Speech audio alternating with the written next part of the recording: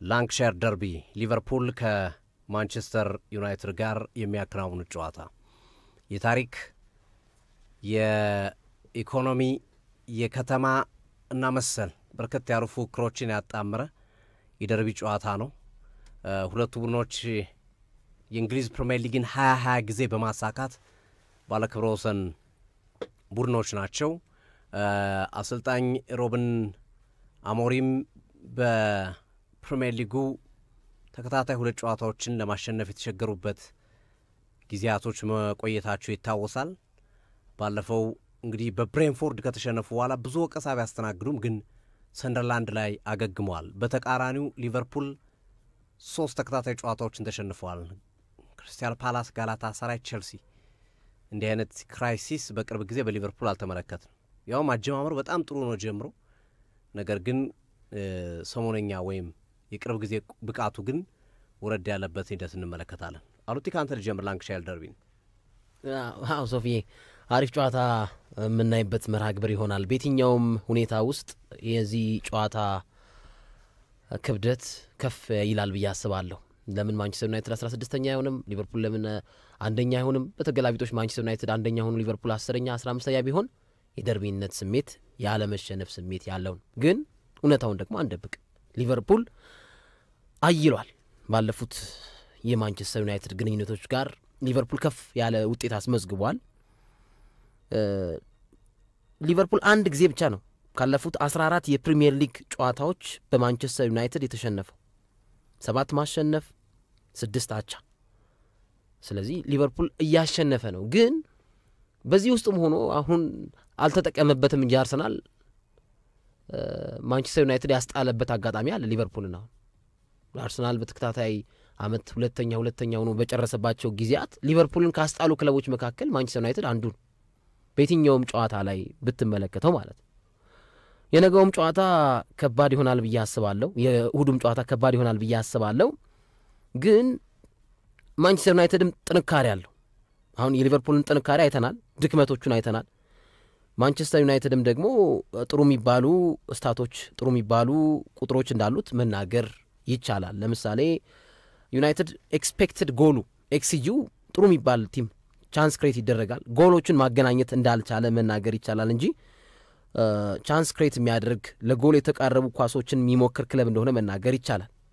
ከዛ በተጨማሪ ማንቸስተር ዩናይትድ ክሊንሺት በዚህ ዓመት አንድ ጨዋታ ሰንደርላንድ ላይ ያስመዝግብ እንጂ ከአርሰናልና ከኒውካስትል ዩናይትድ ቀጥሎ ብዙ ኳስ የማይሞከርበት ክለብ ነው ማንቸስተር ዩናይትድ። ከሊቨርፑልም በላይ ነው፣ ከቼልሲም በላይ ነው፣ ከማንቸስተር ሲቲም በላይ ነው። ይሄ መታወቅ አለበት። አርሰናል እስካሁን በተደረገው የ7 ሳምንታት ጉዞ ውስጥ 56 ጊዜ ኳስ ተሞክሮበታል፣ ሾት ፌስ አድርጓል። ኒውካስትል ዩናይትድ 62 ጊዜ ሾት ፌስ አድርጓል። ከነዚህ ሁለት ክለቦች ቀጥሎ በመቀጠል ማንቸስተር ዩናይትድ ነው ብዙ ኳስ የማይሞከርበት ተብሎ በፕሪሚየር ሊጉ 3ኛ ደረጃ ላይ የተቀመጠው። ግን አይመስልም፣ 64 ጊዜ ነው ማንቸስተር ዩናይትድ ሾት የተደረገበት። እንግዲህ ልብ በሉ አድማጮች፣ የማንቸስተር ዩናይትድና የአርሰናልን የደረጃ ሰንጠረዥ ልዩነት አለ። መሪ ነው አርሰናል፣ ማንቸስተር ዩናይትድ ዝቅ ብሏል። ግን ዩናይትድ ከአርሰናል ጋር የሚያንሰው በጥቂት ኳስ መሞከር። አርሰናል 56 ኳስ ተሞክሮበታል፣ ዩናይትድ ደግሞ 64 ኳስ የተሞከረበት። ስለዚህ ይሄ ሁሉ የመጣው በሩበን አሞሪም ነው። እነዚህን ከለሮች የተመለከት ነው። እኔ ያለፈውን አመት ውድቀት አላስታውስም። የኤሪክ ቴናግ አጨማልቆት የሄደውን ይሄ ጥፋት ሙሉ ለሙሉ ኃላፊነት መውሰድ ያለበት ሩበን አሞሪም ነው ብዬ አላስብም። ስለ ዘንድሮ አመት ግን ማንቸስተር ዩናይትድ መጠየቅ ያለበት ሩበን አሞሪም ነው፣ ጥያቄ የለውም። ግን በዘንድሮ አመት የማንቸስተር ዩናይትድ ጨዋታዎች ላይ የተመለከትናቸው በጣም ብዙ ከለርፉል የሆኑ ፊቸሪቲ ያላቸው ነገሮችን አስተውለናል። አንዱ ማሳያ ይሄ ነው። አሁን ዩናይትድ ለምን አላሸነፈም? ሊወርድ ይችላል ሲባል ሰምተናል። አሰልጣኙ ሊባረር ይችላል ሲባል ሰምተናል አይደል? ግን በዚህ ውስጥ ሆኖ ጥሩ ከለሮችን አሳይቶናል። አሁን ብዙ ኳስ የተሞከረበት ክለብ ነው የሚመስለው ማንቸስተር ዩናይትድ፣ ግን 3ኛ ደረጃ ላይ ነው በሊጉ ከሲቲ ከሊቨርፑል በላይ ነው። እና የእሁዱ ጨዋታ ብዙ አይነት ትርጉም ያለው ጨዋታ ነው። ማንቸስተር ዩናይትድ ወለታ ሊውል ይችላል፣ ለአርሰናል ወለታ ሊውል ይችላል አንፊልድ ላይ ቢሆንም ጨዋታ ለራሱም ያው ማንቸስተር ዩናይትድ ለራሱ ነው። ስማ ዋናው ማለት ራሱ ነው። አይ ሊጉ ገና ነው እኮ ገና 8ኛ ሳምንት ነው የሚሆነው። ማሸነፍ ከቻለ እኮ ያለው ዋንጫ አይ ቶፕ 4 ቶፕ 6 የሚሉት ነገሮችም አሉ። ኢቭን ኢፍ እሱ ብቻ ሳይሆን ለዋንጫም ሊፎካከር ይችላል።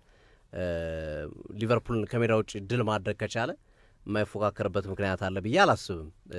ግን ቡድኑ እንደ ቡድን ያው ያለው የጥርቀት የዴፕዝ ችግር መሰል ነገሮቹ ለዋንጫ ላይ ይፎካከራል አይፎካከር የሚለውን ሀሳብ ብሰጥ ያው ሞስት ፕሮባቢሊቲው ላይፎካከር ይችላል ወደሚለው ታረላለህ። ግን እግር ኳስ ላይ ደግሞ ያልሆኑ ነገሮች ያልታሰቡ ያልተገመቱ ነገሮች ሲሆኑ ተመልክተናል በእግር ኳስ ውስጥ ማለት ነው። ዩናይትድ እድለኛ አይደለም ሶፊ። ለምሳሌ አሁን ፊክስቸሮች ውስጥ ትመለከት ይሄ በቃ የቆሰለ አንበሳ አለ አይደል? ሌላ ለአደን የሚወጣ አንበሳ እንደዚህ አይነት ክለቦችን ነው የሚያገኘው። አሁን ሲቲንም ሲያገኘው ተሸንፎ ነው የመጣው ሲቲ ራሱ። እኔ ግን አሁን ለምሳሌ ማንቸስተር ዩናይትድ በቀጣይ የሚያገኛቸው ጨዋታዎች ትናንትም ሲያነሳ ነበር እግርምሽ እስማማለሁ። በእግርምሽ ሀሳብ ሰምቼዋለሁ። ቶተናም ብራይተን ምናምን እያለ ግን አንዱ ምክንያት የሚመስለኝ እኔ የማንቸስተር ዩናይትድ ጠንካራ ለመሆንም ይሄ የፊክስቸሮችን ክብደት ከፍ አድርጓቸዋል ብዬ አስባለሁ። አሁን ማንቸስተር ዩናይትድ በፊት ማንቸስተር ዩናይትድ ከብራይተን ጋር ከፉላም ጋር ከምናምን ቢጫወት እንደ ትልቅ ቡድን አታስባቸውም እና አሁን ግን የቡድኑ በየጨዋታው ላይ የሚያሳየው ብቃት ያንን ጫና እንዲመጣ ያደረገ ይመስለኛል። ልክ ነው፣ እስማማለሁ። ግን የኔ ፖይንት ምንድነው ሶፊዬ፣ ለምሳሌ ማንቸስተር ዩናይትድ ማንቸስተር ሲቲን ሲገጥም ከሽንፈት የመጣ ቡድን ይገጥም። አሁንም ሊቨርፑልን እሁድ ሲገጥም ሊቨርፑልም ተሸንፎ ነው የመጣው እና ሊቨርፑል እንደውም ካልተሳሳትኩኝ ከ38 ዓመት በኋላ እኮ ነው አይደል አሁን 4 ተከታታይ ጨዋታ ተሸንፎ አያውቅም። ከ38 ዓመት በኋላ ሊሆን ይችላል፣ እሱም ኢፍ ነው። ግን ማንቸስተር ዩናይትድ አንፊልድ ላይ ባለፉት 9 የፕሪሚየር ሊግ ጨዋታዎች ማሸነፍ አልቻለም። ዊልነስ ነው። መሐመድ ሳላ እስኪ ደግሞ እናየዋለን። እስኪ አሁን ብዙ ጊዜ ማንቸስተር ዩናይትድን ከሚያስቸግሩ ተጫዋቾች መካከል ሳላ፣ ፎደን፣ ሃላንድ ይጠቀሳሉ እና ሳላም እስኪ ሰሞነኛ ብቃቱ ጥሩ አይደለም፣ በጣም እየተተቸ ይገኛል። ሊንካፑ ጥሩ አይደለም። ከትሬንት አሌክሳንደር አርኖልድ መውጣት በኋላ ያለው ሊንካፕ ከስፖዝ ላይም ሲሰለፍ ፍሪምፖንግም ሲሰለፍ ብራድሊም ሲሰለፍ ሊንካፑ ጥሩ አይደለም፣ እንደ ወትሮ አይደለም ተብሏል። ግን ዩናይትድ ላይ ደግሞ እንደሱ ጎል አስቆጣሪ የለም። 13 ጎል አይ ቲንክ አለው፣ 19 ጎል ኢንቮልቭመንት አለው። ይህ በጣም ትልቅ ነገር ነውና መሐመድ ሳላም እንግዲህ ለማንቸስተር ዩናይትድ የተከላካይ ተጫዋቾች ከባድ ሊሆን ይችላል ብዬ አስባለሁ። ግን ዩናይትድ ደግሞ እኔ ማውንት ሲኖር ማውንትን እያየው በጣም የሚወዱት በነገራችን ላይ ሮበን አሞሪም ማውንትን እኔም እወደዋለሁ፣ ደስ ይለኛል። በማውንት በቃ ከኳስ ውጭ ያለው እንቅስቃሴ፣ ወኔው፣ አልሸነፍ ባይነቱ ትክክለኛ የቀያዮቹ ሰይጣኖች መገለጫ ተጫዋች እንደሆነ ይሰማኛል። ግን ዩናይትድም ቀላል ተጋጣሚ አይደለም። ታሪክ ነው፣ ጥያቄ የለውም። እና ለማንቸስተርም የራሱን ደረጃ አፕግሬድ ለማድረግ ለአርሰናልም ውለታ ሊውል የሚችልበት መርሃ ግብር ይሆናል ብዬ አስባለሁ።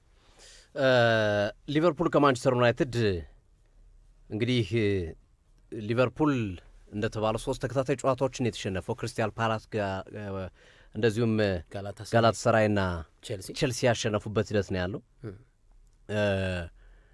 እሁድ በሚኖረው ጨዋታ ከተሸነፈ ከ2021 በኋላ ለመጀመሪያ ጊዜ 3 ተከታታይ የፕሪሚየር ሊግ ጨዋታ የተሸነፈበት ይሆናል። ባለፉት 4-5 ዓመታት በፕሪሚየር ሊግ 3 ተከታታይ ጨዋታ ተሸንፎ አያውቅም ሊቨርፑል። ሳላ ቅድም አሉት ነካ አድርገዋል። በጥልቀት ለመግለጽ ያህል ከማንቸስተር ዩናይትድ ጋር ባረጋቸው ጨዋታዎች በ19 ጎሎች ላይ ተሳትፏል። 13 ጎል 6 አሲስት አድርጓል እና አሁን ከረንትሊ ካሉ ተጫዋቾች ሳላህን የሚያክል ለማንቸስተር ዩናይትድ ፈተና የሆነ ተጫዋች የለም። ግን ሰሞነኛ አቋሙ ምንድን ነው የሚለው ጉዳይ በትልቁ የሚነሳል። ሌላው ማንቸስተር ዩናይትድ አድቫንቴጅ ሊወስድበት ይችላል ብዬ የምገምተው ነገር በሊቨርፑል ውስጥ ልክ እንደ ቼልሲ የጉዳት ወረርሽኝ ገብቷል። አሁን ኢብራሂማ ኮናቴ ከፈረንሳይ ብሔራዊ ቡድን ሪዛይን አድርጎ ነው የወጣው፣ ለቆ ነው የወጣው። ጆ ጎሜዝ ተኳል ተብሎ ይጠበቃል በሆዱ ጨዋታ ላይ። ይሄ ለማንቸስተር ዩናይትድ ቀላል መልካም ዜና አይደለም። አይ ኮናቴም ያው ነው ሶፊ፣ እኔ ስመለከተው ኮናቴም ሌላኛው ማጉየር ነው።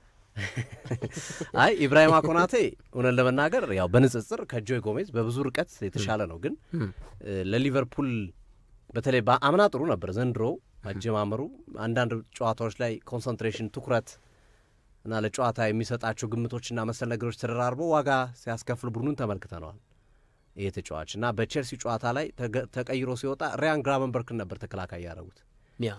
አሰልጣኝ አርነ ስሎት ያንን ስህተት ይደግማል ተብሎ አይጠበቅም ወይ ጆይ ጎሜዝን ነው ከቫን ዳይክ ጋር ሊያጣምሩት የሚችሉት። እንግዲህ በክረምቱ የዝውውር መስኮት በተደጋጋሚ ስናነሳው የነበረው የተከላካይ መስመር ተጫዋች አለማስፈረም ያመጣው ጣጣ ነው። በዛ ላይ እንደው ከነ ችግሩ ኳንሳ ቢኖር ይሻል ነበር፣ ይሻላል። አዎ ቡድኑን ያግዝ ነበር። እሱንም ለቀውታል ለባየር ሊቨርኩሰን ተከላካይ ሳያስፈርሙ። ጆቫኒ ሊዮኒ ተጎዳ። አንድ ችግር ሲመጣ እኮ አንዴ ነው በጣም አስቸጋሪ ነገር። ይሄ የጉዳት ዜና ሲመጣ ይደራረብባል። ዋተሩ ኢንዶ ተጎድቷል። እንደዚሁ ግራቨንበርግም ከሆላንድ ብሔራዊ ቡድን 45 ደቂቃ ተጫውቶ ነው የወጣው። የሃምስትሪንግ የጡንቻ ጉዳት አስተናግዷል። ይደርሳል ብሏል አርነ ስሎት ለእሁዱ ጨዋታ። ግን በዚህ በሃይ ሌቭል ፐርፎርማንሱን አይደለም ጨዋታውን ሊያደርገው የሚችል እንደዚህ አይነት ጉዳት ካለበት ያንን ማኔጅ ማድረግ ስላለበት በጥንቃቄ ሊያደርገው የሚችል ጨዋታ እንደሆነ ይጠበቃል። ሌላው አሊሰን ቤከር ነው፣ ወሳኝ ግብ ጠባቂያቸው ነው። ቅድም እያነሳን ነበር ሲቲን ዶናሮማ እየታደገው፣ አሁን ወሳኝ ተጫዋቾች ከጉዳት ድነዋል። ስለዚህ ይረከቡታል ቡድኑንና ይበልጥ ደማቂ ያደረጉታል። ቡድኑን ውጤታማ 3 ነጥብ ይዞ እንዲወጣ ያደርጋል የሚል ግምት ስናስቀምጥ ነበረ። በሊቨርፑል በኩል ደግሞ አሊሰን ቤከር የለም። ግብ ጠባቂ ለአንድ ጨዋታ ለማሸነፍ ግማሽ ነው ይላል። እንዲሁም ቹቻ ግማሽ 50% የግብ ጠባቂ ሚና ነው ይላል። እዛ ጋር ሴቭ የሚያደርገው ኳስ እዚህ ጋር ጎል ይቆጠራል። እዛ ጋር ሴቭ የሚያደርገው ኳስ ለቡድኑ ቦስት እያደረገ ሳይኮሎጂካል፣ ለተቃራኒ ቡድን ደግሞ በስነ ልቦና እየወረሩ እንዲሄዱ ያደርጋል በሚል ብዙ ጊዜ ቹቻ ያቀርባል ይህንን ትንታኔ እና የአሊሰን ቤከር አለመኖሩም ቀላል አይደለም። አሊሰን ቤከር፣ ኮናቴ፣ ግራቨንበርግ ይጫወታል፣ ግን ከነ ሙሉ ብቃቱ አይደለም። ስለዚህ ይሄንን ሩበን አሞሪም እንዴት አድርገው ይጠቀሙበታል የሚለው ጥያቄ በትልቁ የሚነሳ ጥያቄ ይመስለኛል። በነገራችን ላይ ማንቸስተር ዩናይትድ አንፊልድ ላይ ለመጨረሻ ጊዜ ያሸነፈው 2016 ላይ ነው፣ ከ9 ዓመታት በፊት ዋይን ሮኒ በጣም ድንቅ ጎል አስቆጥሮ ያሸነፉበት ጨዋታ ማለት ነው። ከዛ በኋላ አላሸነፉም አንፊልድ ላይ በፕሪሚየር ሊግ ጨዋታ ያለፉትን 9 ዓመታት። እንደዚሁ ባለፉት ተከታታይ 10 ጨዋታዎች በ8ቱ አንፊልድ ላይ ተሸንፏል። ይህም ሌላ የሚነሳው ቁጥር ነው።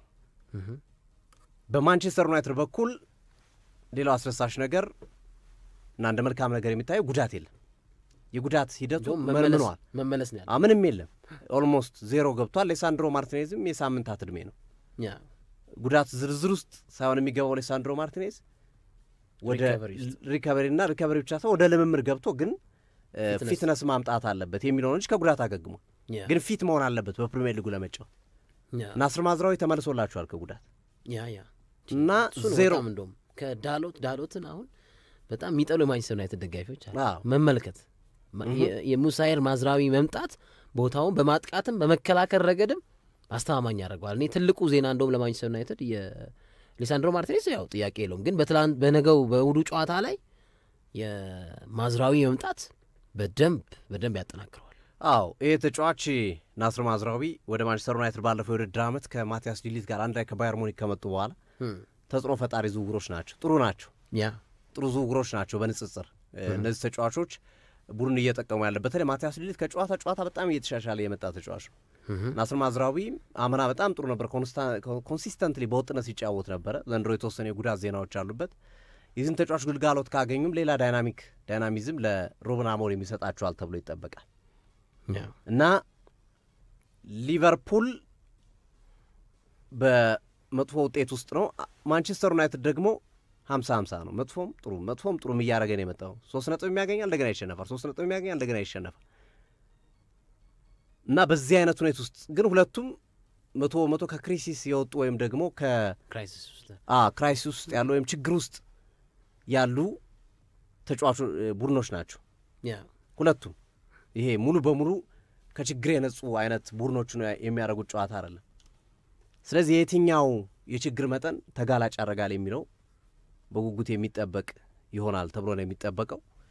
ለማቲያስ ኩና፣ ብራያን ምቡሞና እንደዚሁም ቤንያሚን ሴስኮ የኢብራሂማ ኮናቴ አለመኖር ምናልባት በአግባቡ ይጠቀሙበት ይሆናሉ ተብሎ እንዲጠየቅ ሊያደርግ ይችላል።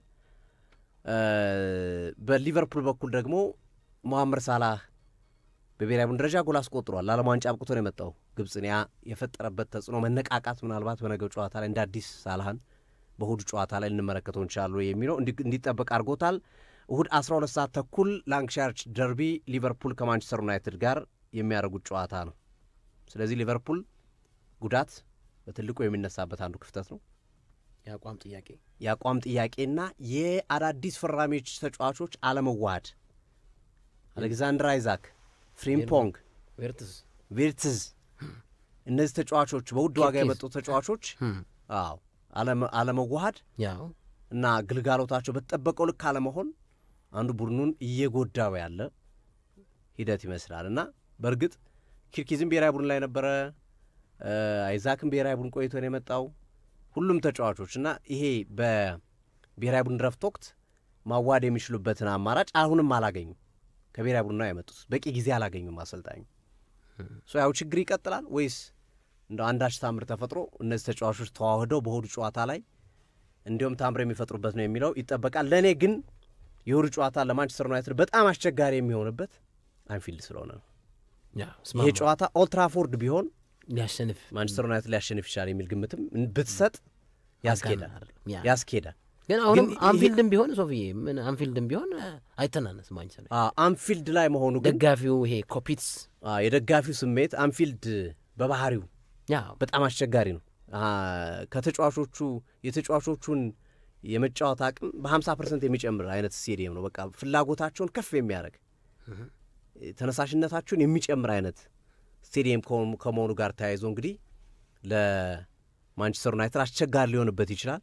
ግን ጨዋታው ምንም ነገር ሊመዘገብበት የሚችል ቆንጆ ፍልሚያ እንደሚሆን ግን መናገር ይቻላልና እሁድ 12 ሰዓት ተኩል ላይ የሳምንቱ ምርጥ ጨዋታ በጠቀስናቸው የሁለቱም ቡድኖች ከውጤት ማጣት ጋር ከጉዳት ጋር በተለይ ሊቨርፑል ከቡድን አለመዋሃድ ጋር የሩበን አሞሪም ቡድን ወጣ ገባ ማለት አንዴ ድል አንዴ ሽንፈት አንዴ ድል እንደዚህ መሆን በምን መንገድ ይቀጥላል የሚለው አብረን የምንመለከተው ነው የሚሆነው። ግን ለማንቸስተር ዩናይትድ ለሊቨርፑልም ይሄ ጨዋታ ወሳኝ ጨዋታ ነው። ይህንን ጨዋታ የሚያሸንፍ ቡድን ሊቨርፑልም ካሸነፈ ለዋንጫ በሚያደርጉ ፉክክር በጣም ተጠቃሚ ይሆናል። ማንቸስተር ዩናይትድም ካሸነፈ ከገባበትና የመጀመሪያዎች ሳምንታት ውስጥ ከነበረበት የውጤት ችግር ወጥቶ ስለ ቶፕ 4 ስለ ቶፕ 6 ስለ ዋንጫ ፉክክርና መሰል ነገሮች ማሰብ የሚችልበት አእምሮ እንዲኖረው ያደርጋል። እንዲያስቡ ቢያንስ ነገሮችን እንዲያስቡ ሊያደርጋቸው የሚችል 3 ነጥብ ሊሆን ይችላልና ይቺ 3 ነጥብ ውድ ናት። የወዷ 3 ነጥብ ማነስ ዳታ አብረን የምናየው ይሆናል።